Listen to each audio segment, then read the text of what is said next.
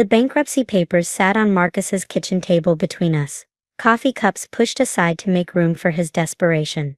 My older brother had always been the golden child, the charismatic one, the risk-taker, the entrepreneur whom Mom bragged about at every family gathering. I was just David, the quiet younger brother who worked in healthcare administration. "It's simple," Marcus said, sliding the loan documents across the table. "You cosign this consolidation loan, I restructure the business debt, and we're good. Family helps family." I'd reviewed his financials 3 days earlier when he first asked. 7 failed business ventures in 9 years. Each one funded by family loans he'd never repaid. Mom had remortgaged her house twice. Dad's retirement fund was gone. Our sister Amy had lost her college savings cosigning his last guaranteed success. "I can't do it, Marcus," I said quietly. "You owe $340,000 across 6 creditors.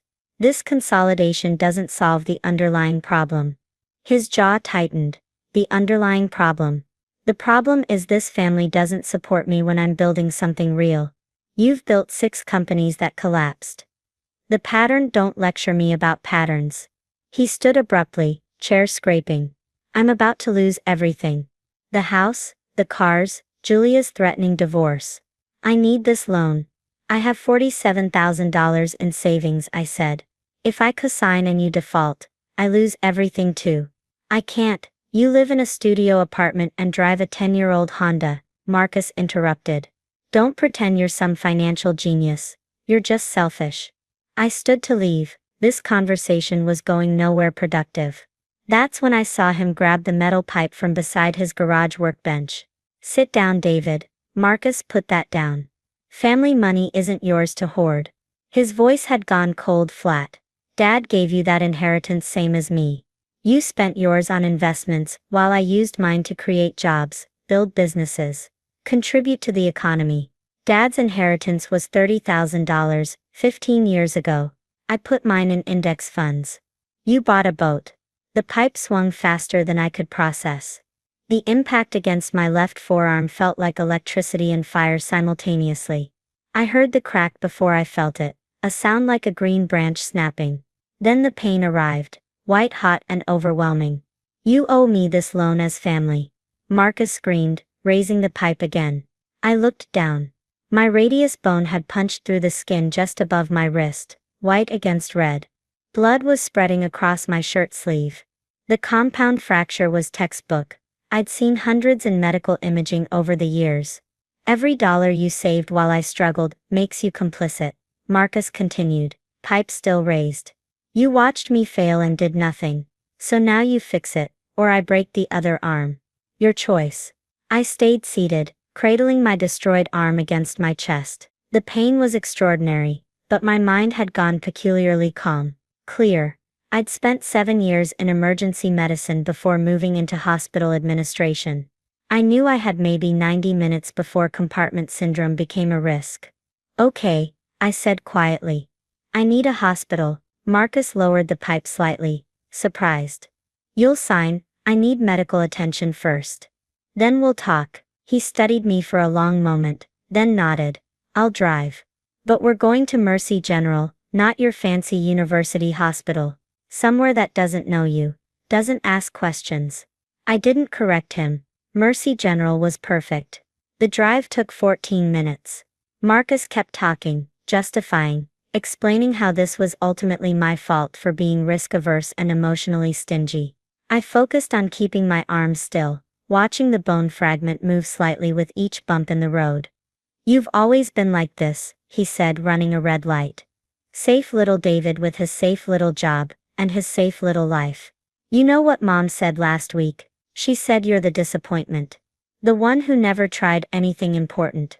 The emergency room entrance came into view. Mercy General, a 340-bed facility I'd acquired through a private equity partnership 38 months ago. We'd invested $89 million in renovations, updated all the imaging equipment, tripled the trauma capacity. It was my largest holding, valued at approximately $340 million in the latest assessment.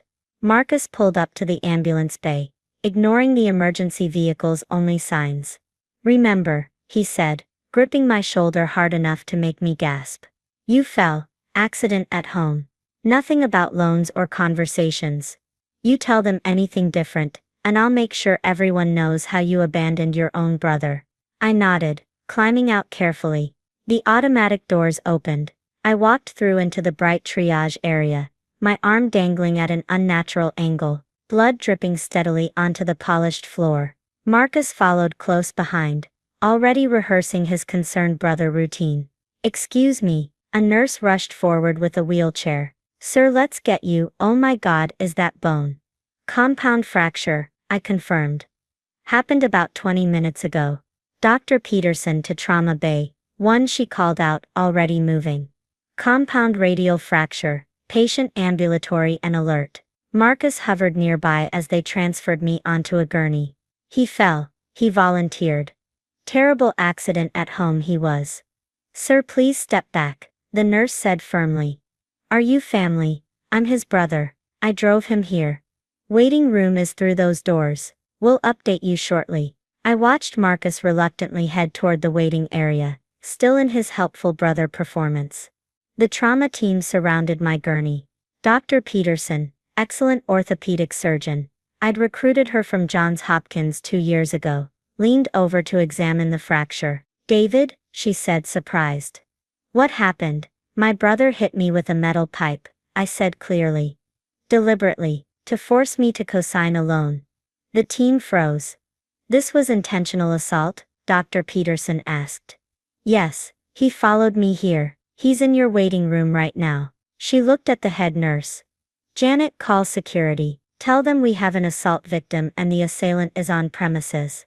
Also call the police." Oh. "Already texting them." Janet confirmed. Dr. Peterson returned her attention to my arm. "We need to get you to surgery immediately. This fracture is going to require plates and pins. But first let's get x-rays and document everything properly." The radiology tech arrived within minutes. Tom, who I'd approved for hire personally after reviewing his credentials, he positioned the portable machine carefully, capturing multiple angles of the fracture. "These images are going directly into evidence," Dr. Peterson said quietly. "The police will want copies. So will your attorney, I assume." "Yes," I said. "Thank you," she nodded. "I've seen a lot of injuries, David.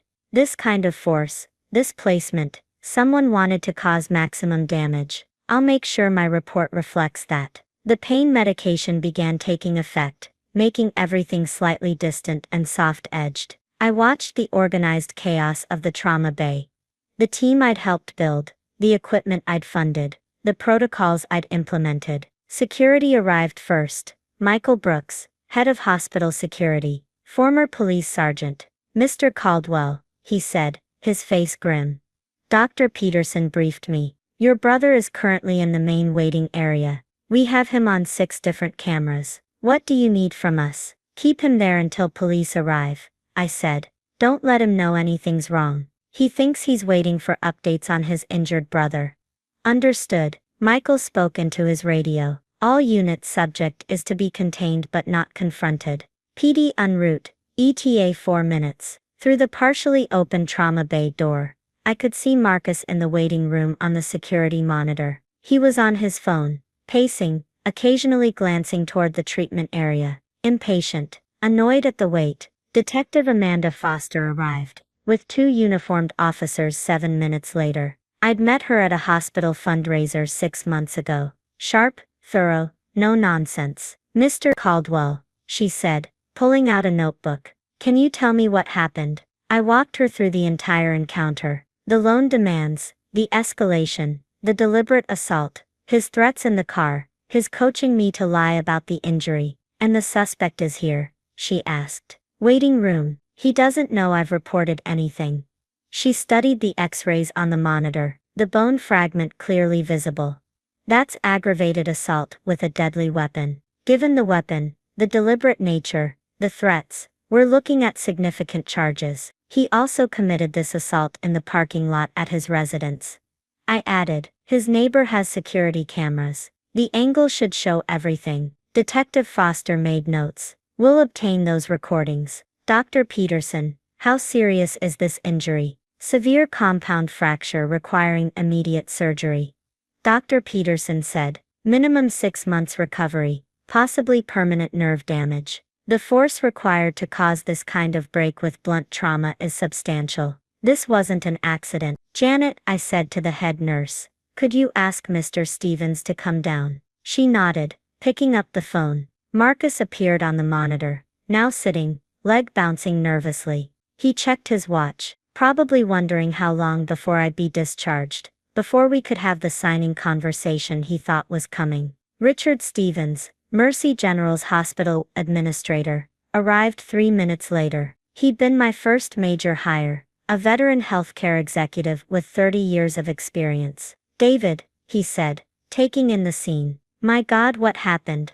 Family dispute that became assault, I said. Richard, I need you to understand something. The man who did this is in our waiting room. He chose this hospital specifically, because he thought I had no connection here. He doesn't know. Understanding dawned on Richard's face. He doesn't know you own Mercy General. He thinks I'm a mid-level administrator at University Hospital, I confirmed. He brought me here thinking there'd be no complications, no questions, no consequences. Detective Foster looked between us. You own this hospital, majority shareholder, I clarified.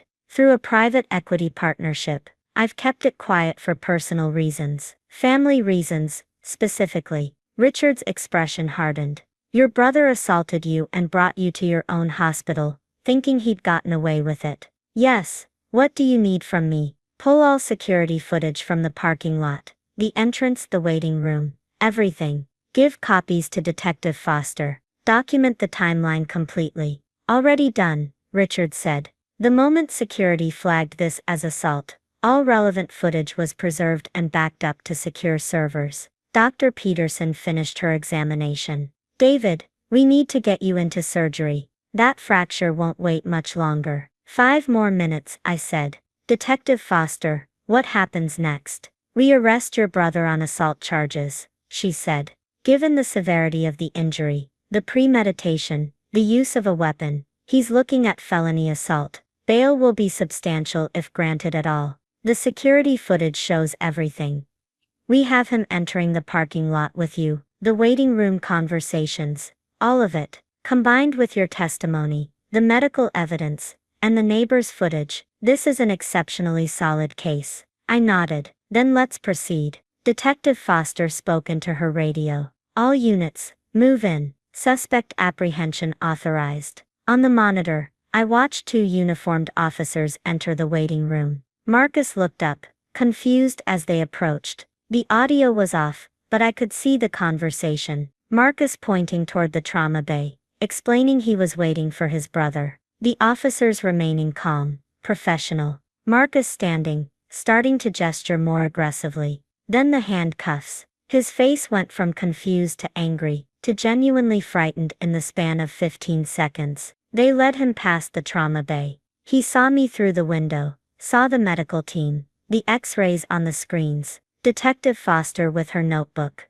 Our eyes met for just a moment. He understood then. Not everything, but enough. Enough to know that his plan had failed catastrophically. Mr. Marcus Caldwell, Detective Foster said, meeting them in the hallway. You're under arrest for aggravated assault with a deadly weapon. You have the right to remain silent. I watched them lead him away, still reading his rights. Marcus's voice rising in protest, but the words muffled by distance and doors. Okay, I said to Dr. Peterson. I'm ready for surgery now. She squeezed my good hand gently. We'll take excellent care of you. You're going to be fine. As they wheeled me toward the operating room, I saw Richard speaking with hospital legal counsel in the hallway. Documentation was already underway. Incident reports, witness statements, evidence preservation. The machine I'd built was protecting me now. The systems and people I'd carefully assembled over 3 years. The pre-op area was quiet, efficient. The anesthesiologist explained the procedure, while nurses prepped the IV line. David, Richard appeared beside the gurney one last time. Your brother is being processed at county lockup. His bail hearing is scheduled for tomorrow morning. The DA's office has already called. They're treating this as a priority case given the severity. Thank you, Richard. Also, he continued, I took the liberty of calling your attorney. James will meet you in recovery. He's already drafting the restraining order. I nodded, feeling the pre-surgery medications beginning to work. One more thing, Richard said quietly. I'm sorry this happened. I'm sorry your family put you in this position. But I want you to know, every single person in this building has your back. You've built something remarkable here, and we don't forget that. The words hit harder than I expected. My throat tightened. That means everything, I managed. They wheeled me into the operating room. The surgical lights were brilliant overhead. The team assembled and ready. Dr. Peterson reviewed the imaging one final time. All right, David, the anesthesiologist said. Count backwards from 10 for me. 9, 8. The last thing I remember thinking was that Marcus had finally faced a consequence he couldn't talk his way out of. He'd assaulted someone he thought was powerless, in a place he thought was safe, never imagining that the quiet little brother had spent years building something substantial. The pipe had broken my arm, but it had shattered his illusions completely.